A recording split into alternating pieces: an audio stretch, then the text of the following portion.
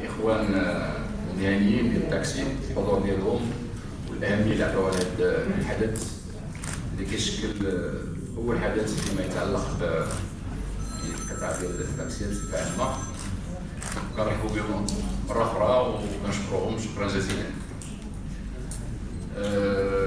ثانيا بطبيعه الحال كنشكروا الصحفيين، الصحافه المكتوبه، الصحافه المقروءه، الصحافه المرئيه والالكترونيه اللي اولا المتابعه ديالهم، وثانيا المواكبه ديالهم ان شاء الله حاليا ومن بعد خلال المعرض.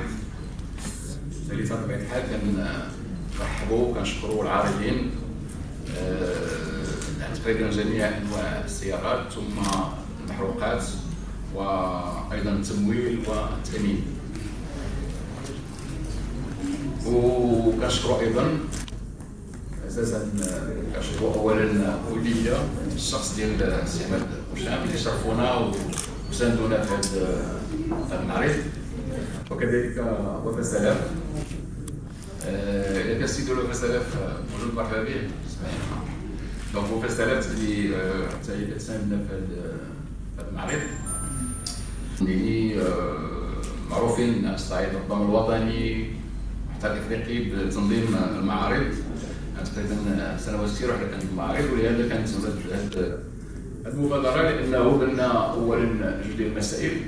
هناك اهتمام بالنقل بصفه عامه، ثم هناك هذا المشروع ديال الدوله اللي كنا نتحدثوا عليه يتعلق بتجديد الاسطول الحاضره وكذلك الحاجيات والاهتمام اللي عطاه القطاع بصفه عامه قطاع السيارات للتاكسيات. فإذا سمحتوا نتكلم ثلاث النقاط ومن بعد نفتحوا النقاش. المعرض كما عرفتوا فهو معرض تاكسي اكسبو، المعرض ديال السيارات والاجار الكبيره والصغيره اللي غادي يكون ان شاء الله من بين 14 حتى 17 فلوس في هذا الاسبوع في معارض مكتب الصرف طريق الجديده دار البيضاء. مرحبا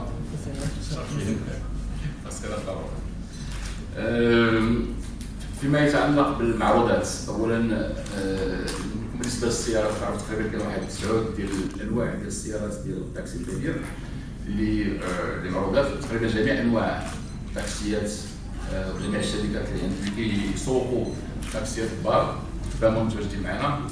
كذلك هناك شركات اللي كيسوقوا التاكسيات الصغار. هناك شركات ديال المحروقات وشركات ايضا كما قلت الشركه ديال التمويل، كاين 4 ديال الشركات، وكاين 2 ديال الشركات ديال التامين. فتنظر ان الاخوان المهنيين تكون عندهم واحد الفرصه مهمه جدا باش يمكن يعني يستفدوا من المنافسه. هناك واحد منافسه قويه وكثيره ما بين الشركات لبيع هذه السيارات. فانا تنظن انه اولا هناك منافسه بطبيعه الحال، كاين مسائل مهمه اللي غتدار ما يتعلق بالثمن وما يتعلق بالبيع، ثم هناك لقاءات مباشره مع الشركات والاخوان المهنيين ديال التاكسي يمكن لهم يناقشوا مباشره ويقارنوا بطبيعه الحال يمكن يختاروا واش يقتنيوا يعني في المعرض. مادام كاين هناك شركات كاين ايضا التمويل وكاين التامين، هذه نقطه اساسيه. بالنسبه للتمويل فهناك منافسه ايضا، الاخوان يعني في المعرض يمكن لهم يقارنوا ما بين النماذج ديال ما بين لي فورمول اللي كاينين ديال التمويل ويشوفوا.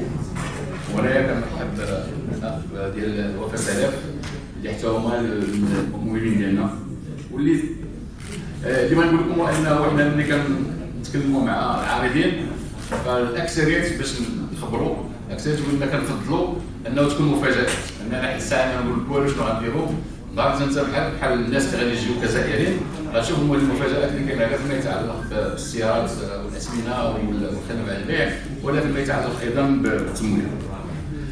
هذه النقطه الاساسيه. بطبيعه الحال حنا كنرحبوا بالمهنيين اولا ديال الدار البيضاء، ثم اننا كنحاولوا نديروا واحد المجهود باش نستقبلوا يعني في ظروف حسنه المهنيين ديال التاكسي في مدن اخرى كعندهم تسهيلات تنقولوا مرحبا بهم، غادي يكون ان شاء الله غديوات، تكون شي ناس اللي ربما تحفزهم، ونتمنوا على الله نكون فعلا ان خص الظن ديالهم اللي حاشمنا باش ايضا فيما يتعلق بالطرق ديال الاستقبال يكونوا كيحيوا على خير.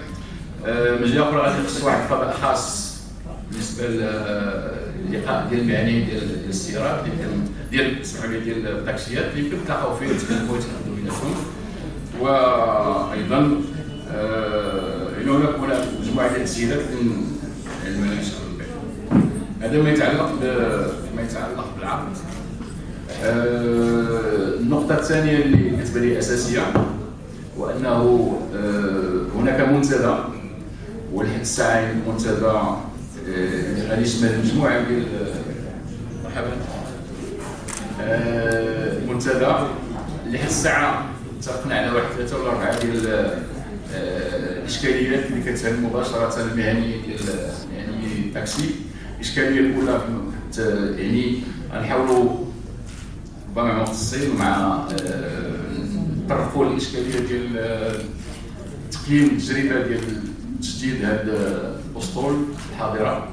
كنتمنى ان الاخوان ديال المهنيين والنقابات الحاضره معنا واللي غايبه انهم يشاركونا باش ربما كلشي استفاد، لا الاداره ولا بطبيعه الحال المستهلكين ولا ايضا بطبيعه الحال اساسا المهنيين.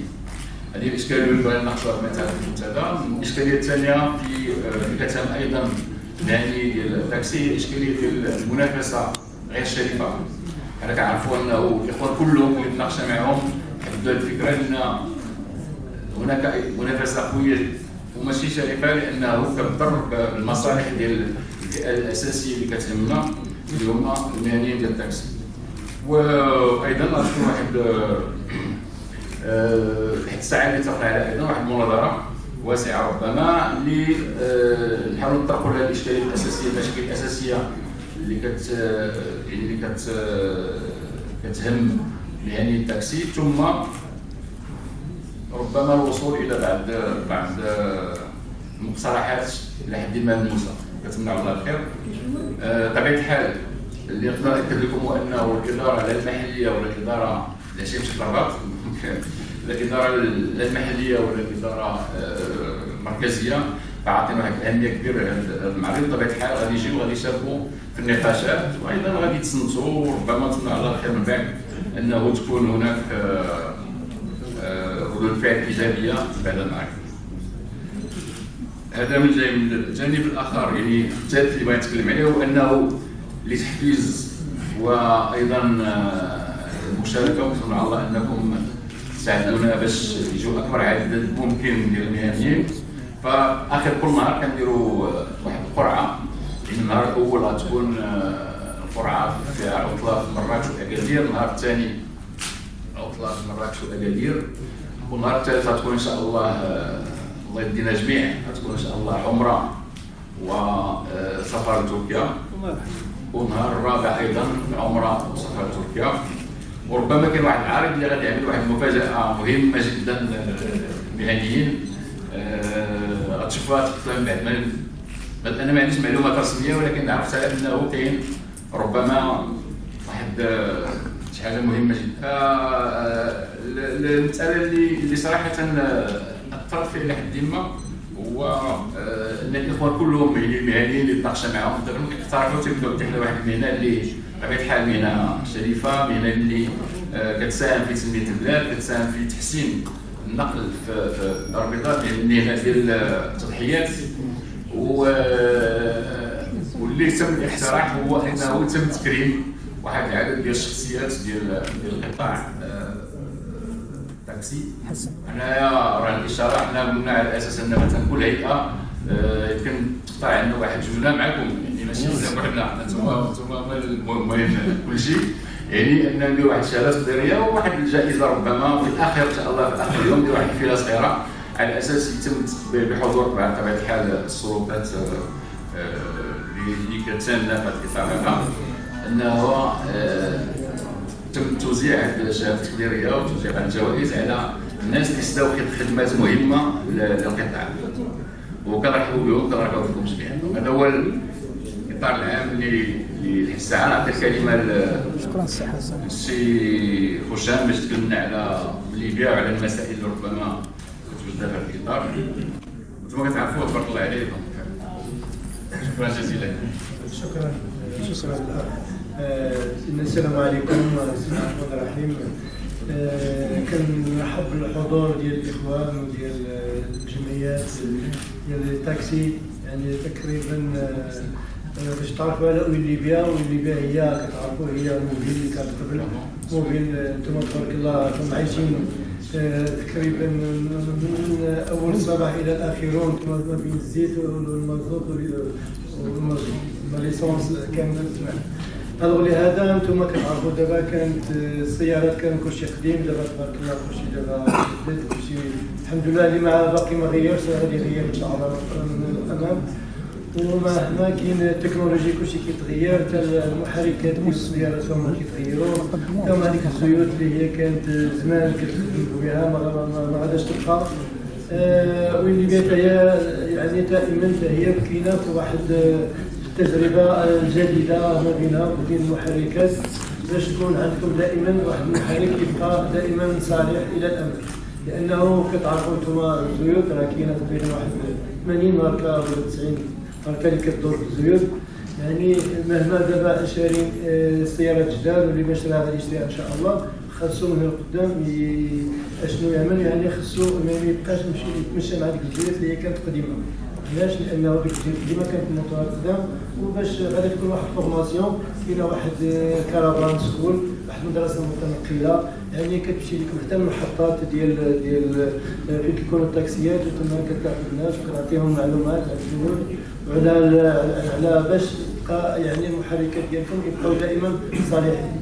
هذا هو اللي غادي يكون اقتراح، وان شاء الله نتلاقاو في يعني في المعارض ان شاء الله، وغادي تكون معلومات ثم غادي تكون، لان جينا نكتب لكم دابا غادي يكون طويل، ثم غادي يكون تما تفسير وغادي تكون فورماسيون سير بلاص ان شاء الله.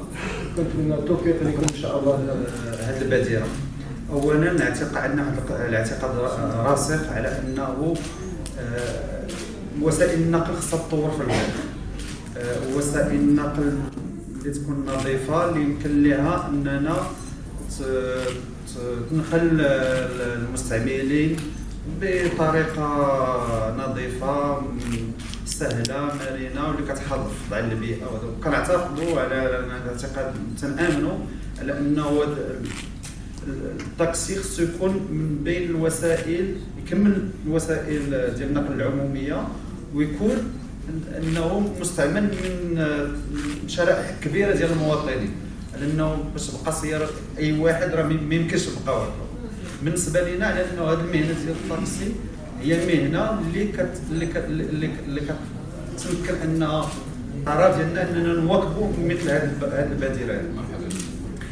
دونك حنا بالنسبه للمعرض دونك عندنا عروض تفضيليه اللي غادي نديروها بالمناسبه ديال المعرض للسائقين والمهنيين ديال القطاع.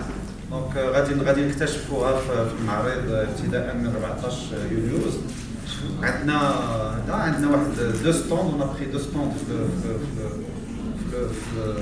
المعرض باش بلوز امبورطون بور نو. دونك كاين واحد ليكيب اللي غادي تكون فيها تقريبا 7 ديال الناس ولا 8 ديال الناس لان غادي تواكب المهنيين وغتشرح لهم هاد العروض التفضيليه اللي كاينه وكيفاش، لانه زدنا في المدات ديال التمويل، خفضنا من النسب ديال الفائده باش يمكن لنا انه المهنيين يمكن لهم انهم يمولوا هاد التاكسيات بطريقه سهله. كاينين بعض عروض التامين الثاني اللي شفنا مع وفا سيورونس كيفاش انه يكون عروض التامين عاوتاني خاصه بالنسبه لاصحاب التاكسيات اللي تكون تفضيليه صغيره. ونا نيغوسي